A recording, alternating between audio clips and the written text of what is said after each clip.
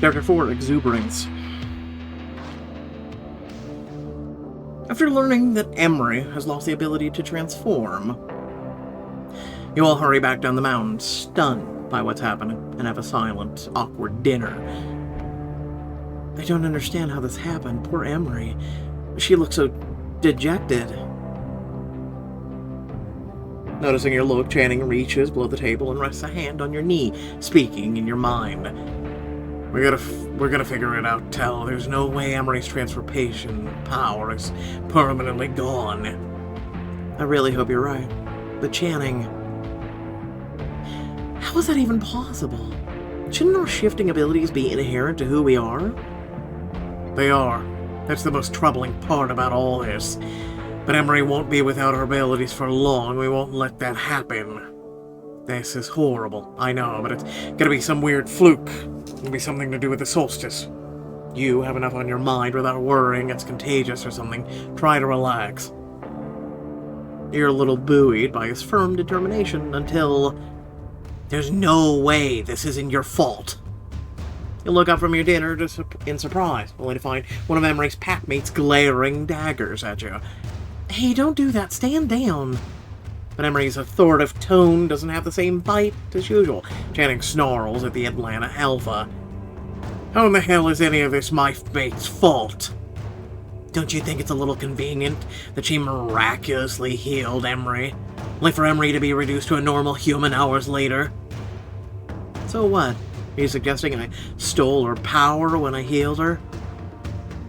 That can't happen, can it? Channing, you don't think I could have... Are you kidding me? No. Don't listen to them, Tal. They have no idea what they're...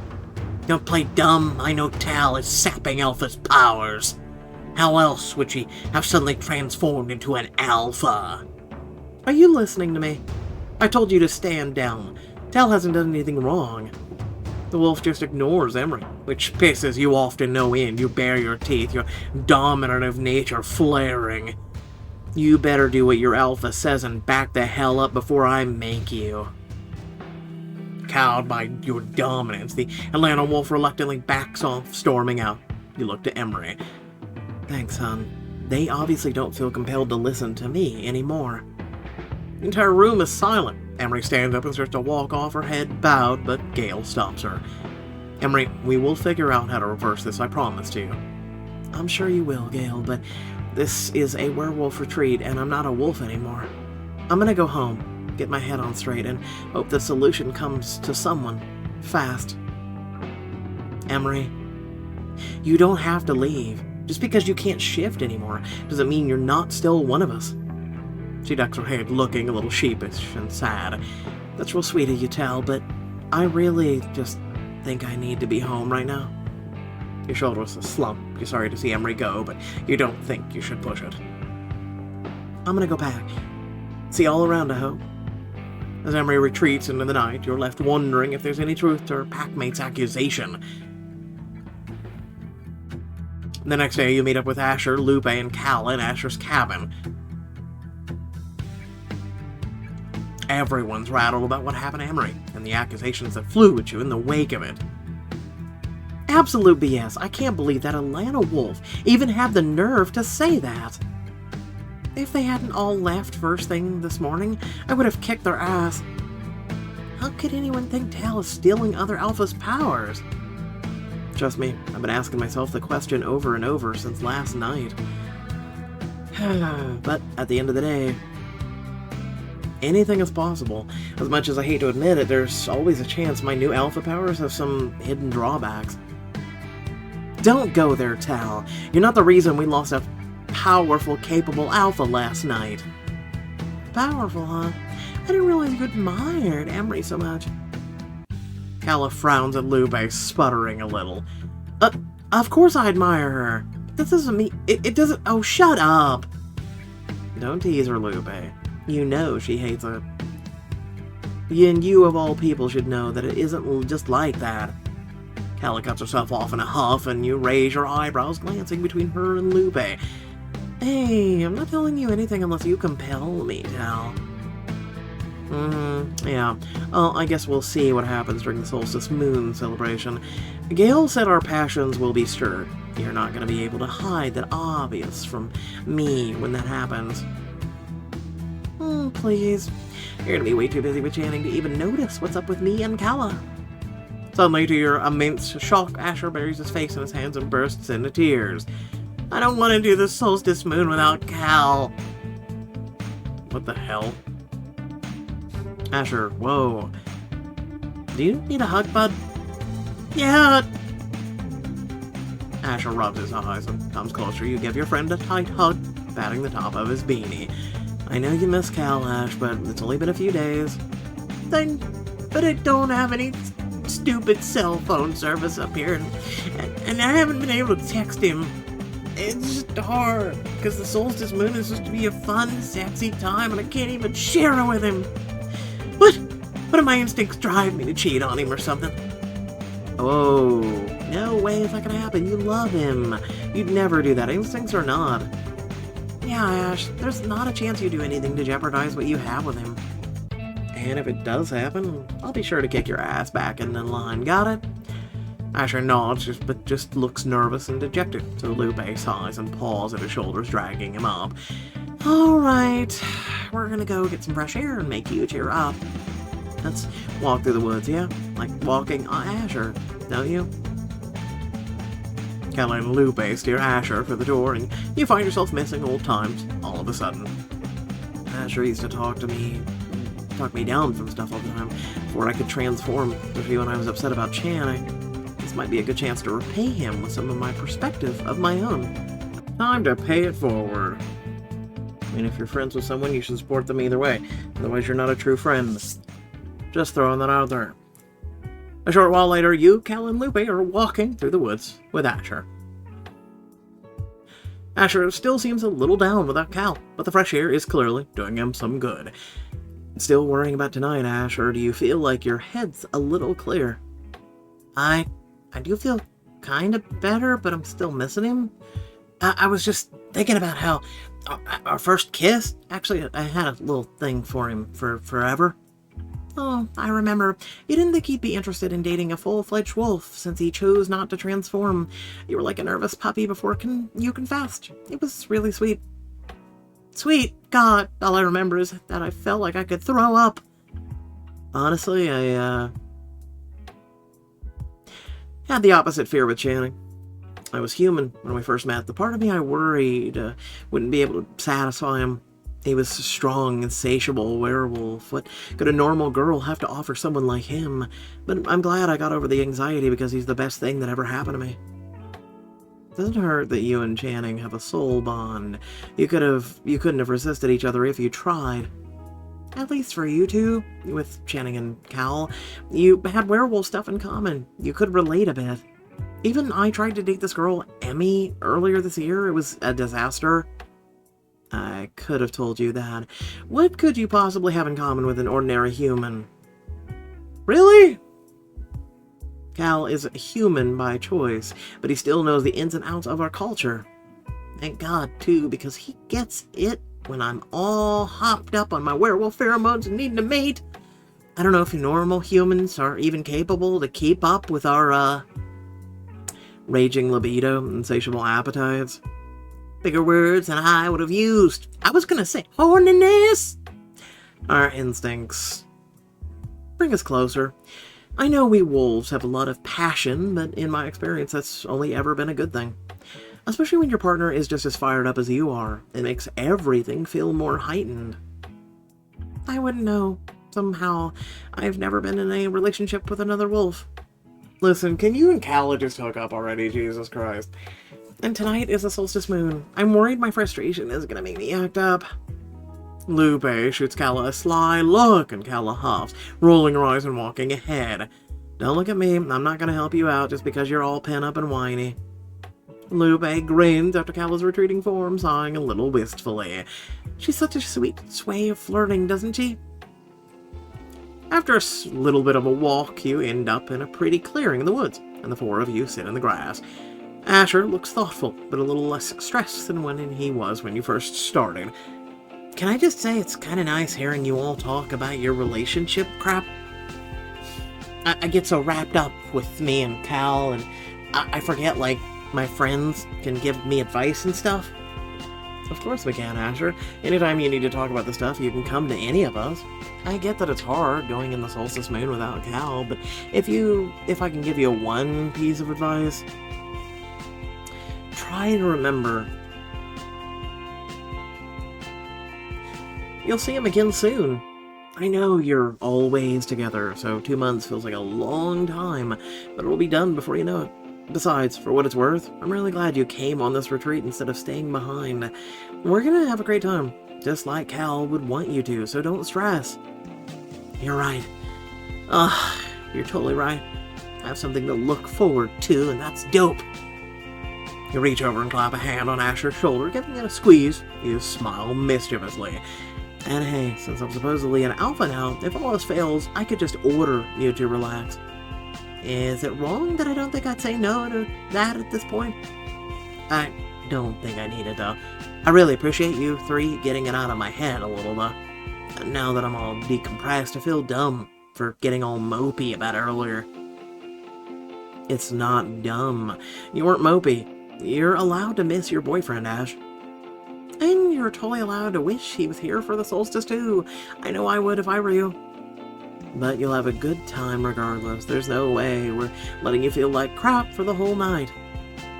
Callum, why does it sound like you're literally threatening him with a good time? Oh, because I am. Asher's gonna have fun tonight. Or else. The rest of you laugh as Callum smiles wickedly at Asher, and suddenly find yourself feeling lighter. I feel so lucky to have all of you. I know it sounds sappy, but all the times like this, it's just really great to have friends like you. With what happened to Emery, my new fun alpha powers, things have felt kind of backwards all week. But the thought of partying with you all is making things feel normal again. Ain't no party like a Woolsey party, that's for damn sure.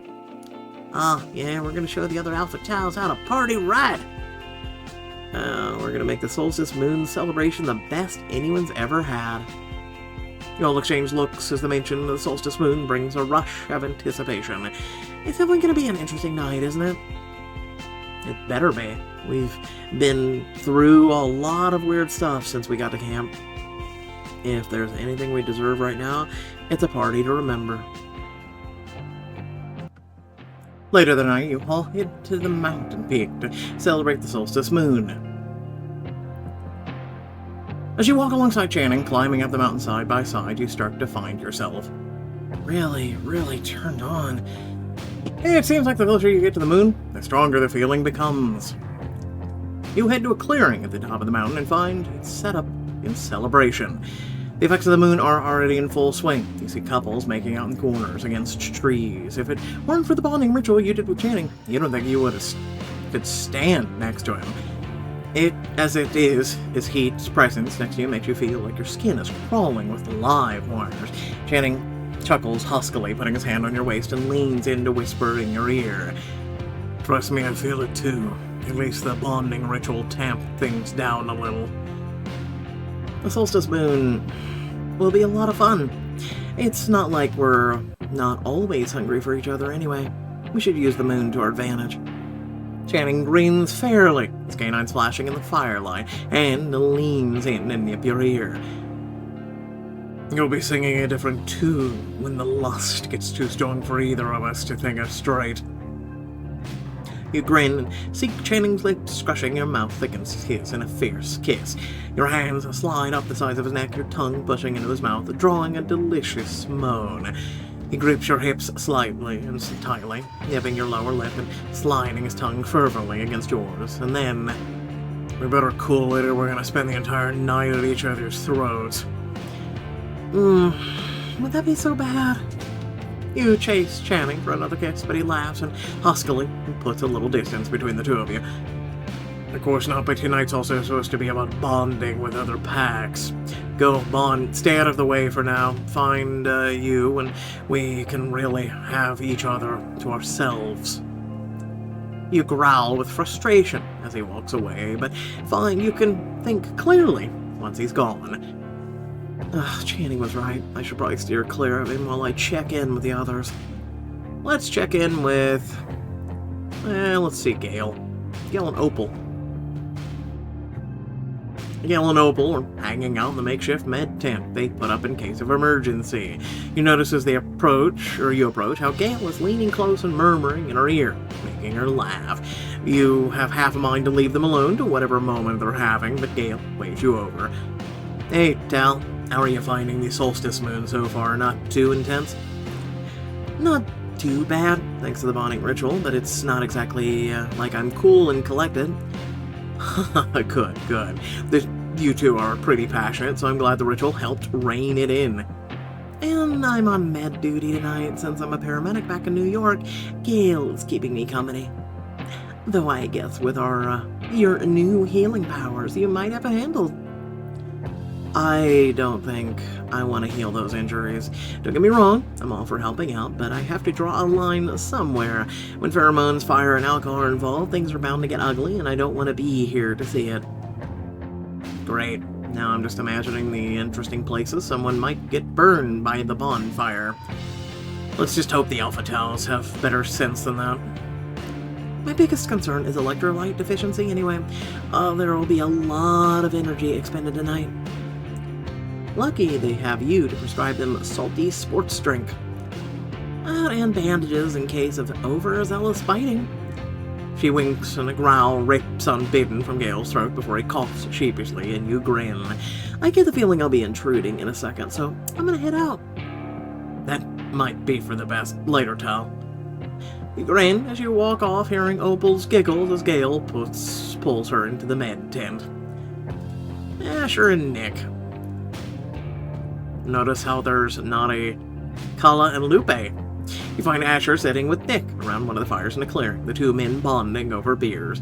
The two of them both seem very chill, and it looks like Asher's worry about his passions was all for nothing. Hey, Tal. Turns out I'm not the only dude missing his partner.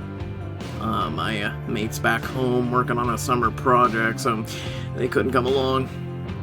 I was honestly dreading tonight, but it turns out me and Asher are in the same boat. We're gonna hang out here, away from all you horny devils, and better for our sanity. And I'm sure our partners would agree it's better for our relationships, too.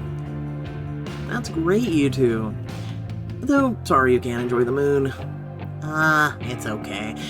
Would have been nice to get my back thrown out, but it's just one night. Trust me, we both plan on making things up to our partners once camp is done. And it's not like we'd have been able to find a corner alone in this mess anyway. True. Your gaze drifts to the cages behind them in a clearing. Following your gaze, Nick smirks. Preventative measures. You never know when a wolf will get out of control and shift. So you brought a bunch of dog crates in case you need to put someone on timeout. Like I said, you never know. Just make sure you don't end up doing anything to get yourself put in wolf jail. You chuckle and shake your head as you leave them alone with each other. I'll do my best, but no promises. Yo, dudes, what's up? You haven't seen me since the last chapter. You wander to a secluded spot at the party and find Ryan sitting in one of the fires with Posey next to him. Your eyebrows raise when you note that Posey seems to be flirting with Ryan, with no luck. Come on, boss. Don't you want to experience the effects of the solstice moon firsthand? Ryan chuckles quietly, but gently puts some distance between himself and Posey. Not with someone I consider my friend. Posey, for real. Cut it out. But... I said cut it out, Posey. Go cool your head. Posey frowns, gets up, and walks off. Unable to resist her alpha's orders, Ryan rubs his temples. Wow, she's clearly feeling the solstice. Ryan glances up as you walk over, huffing out a weary laugh. He keeps flexing and unflexing his hands. Her and me both. The last thing I need when I'm pent up like this is one of my packmates crawling all over me. You're really feeling it, huh? Isn't there anyone you'd want to blow off steam with? There's got to be at least one wolf at camp that you'd be up to mess around with. Ryan lets out a quiet laugh, poking at the fire with a stick, letting it blaze. There's maybe someone, but it's not like I'd ever go there under normal circumstances. Nah, I'm sticking by the fire through the night. It'd be better for everyone involved. Safer. Ryan seems uncharacteristically subdued, but before he can voice her concern over He nudges you. Thanks for checking in, but you got better things to do than hanging around me, man. Your soulmate is out there. You should make the most of the moon and enjoy it with him. I intend to, believe me. You gonna be okay? I always am. You turn his lopsided grin, then get up, head out, as promised, leaving Ryan to his thoughts. After you checked in with most of your friends, you wander back into the party to search for Calla and Lupe. Hey. You grin when you feel Channing's arms wrapped around you from behind, his lips on the back of your neck. Oh, hey yourself. You haven't seen the girls anywhere, have you? Not for a while. I'm sure we'll catch up with them sooner or later. There's something I want to show you. Oh, is that right? Did you plan a surprise? Don't tell me you did something romantic for me tonight. Channing husks out a laugh and noses your ear, making you shiver when he kisses your pulse point. Okay, then I won't tell you. I'll show you instead. He leads you through the wooded path, his arm around you as you walk side by side, and you pause. Weird. Who the hell left a lantern out here? Did someone put it here to light the path? You and Channing both go on high alert when you hear a twig breaking nearby. You turn and see Calla and Lupe nearly naked, trying to sneak away from behind a nearby bush. Damn it, I told you we'd get caught. And I told you to put out the light before we get started. Not surprised by this in the slightest. So this is where you two run off to. Glad you're having fun, though. Calla, aren't you the one who's always complaining about walking in on me and Tal? Calla sputters, clearly embarrassed, tosses her head with a huff that you think is meant to reserve her dignity. Yeah, well, now you know how I feel. What we feel is highly, highly amused. You should have seen the looks on your faces right now, like kids caught with their hands in the cookie jar. Oh, my hands were definitely in the... With a mortified growl, Calla snatches Lupe by the ponytail and drags her away, leaving you laughing. I feel bad for embarrassing her like that, but it's so rare I get the opportunity to. I don't feel bad at all. I've been wanting something to tease her about since we were kids. You laugh, but nip his ear admonishingly, earning a low growl. Be nice. We were in the stage not too long ago, sneaking around, hooking up, acting like we weren't in love. You remember how messy and weird it could be? Channing laughs softly, wrapping his arm tighter around your waist and kissing your shoulder. Things may not be weird anymore, but I'm not opposed to them getting a little messy. A short while later, you find yourself in a small clearing with a tent and a roaring fire. You take in the scene. Oh, you set this up for us? Channing, you really... a planned ahead. He grins wolfishly, presses a warm kiss to the side of your neck, making you shiver. I knew we'd be feeling the heat tonight. I wanted us to have a little nice spot to indulge in it. You turn your body to face Channing and grip his jaw lightly, kissing him slowly, languidly. But as the heat that's been building inside you all night begins to unfurl, the kisses deepen in intensity. Suddenly you're growling, biting, pawing at each other, your tongues hot in each other's mouths. Channing's sharp teeth nick your lower lip, drawing pleased snarls from your throat. Your hands slide along his back to grip his ass tightly, and you start panting, your foreheads touching. This damn solstice moon has me feeling wound up. That's what the tent is for, if you want to unwind. I'm all yours, as always. Your gaze drifts to the tent, your stomach clenches when you imagine the relief of blowing off steam. I know what everyone's gonna want. And I'd rather cuddle. No offense.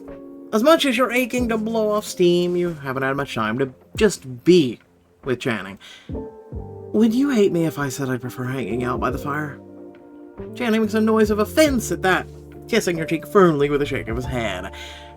I never hate you for anything, least of all spending time with you. You snuggle up with him by the fire, your legs tangle together as you trade slow, languid kisses.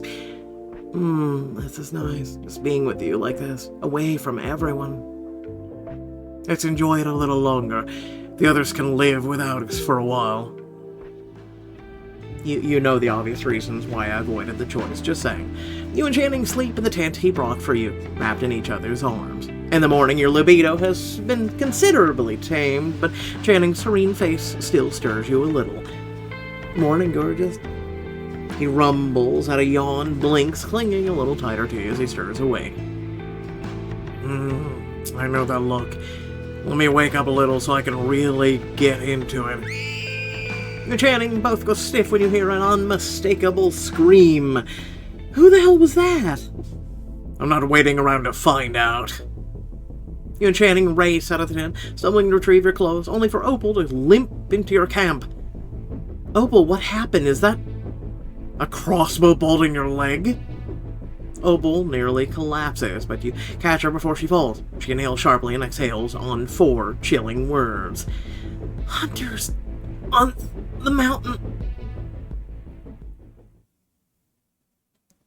Alright, so without further ado, thank you all for watching. Please remember to like, share, and subscribe if you did enjoy. Like I said, obvious reasons to why we can't share what happened, right? I wasn't even going to give it a chance, right? I've got 7 hours of reading to do, right? We're already about halfway done, and I've got a lot more chapters to get to, but aside from that, I can't show you guys everything on here because of basically, you know, where this platform is. So keep that in mind.